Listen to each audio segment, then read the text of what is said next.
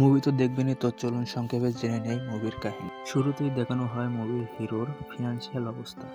সে ব্যাংকের ক্যাশিয়ার পদে চাকরি করে, আর তার মাসিক স্যালারি হয় ৬,০০০ টাকা। আর ৬,০০০ টাকার স্যালারিতে কী বা করা যায়, তবে তার ইন্টেলিজেন্সই তাকে কোটিপতি করে তোলে। বিস্তারিত জানার আগে জেনে নেই কীভাবে মুভিটি ডাউনলোড করবেন।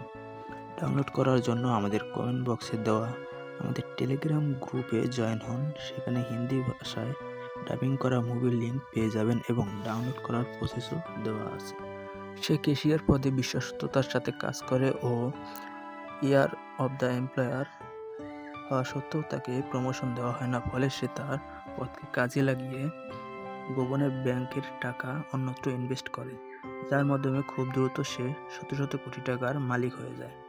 কিছুদিন যেতেই জটিলতার মুখোমুখি হয়, তবে তার বুদ্ধিমত্তার জোরে উপর পদের কর্মীদের ফাঁসিয়ে সে আমেরিকা সেটেল হয়। আর বেশি কিছু বলবো না, মুভিটি দেখে নিন, আশা করি ভালো লাগবে। আমার পার্সোনাল রেটিং এতে আমি 10-এ 10 দেব। আজকের ভিডিও এই পর্যন্তই, দেখা হবে পরবর্তী কোনো ভিডিওতে। ধন্যবাদ।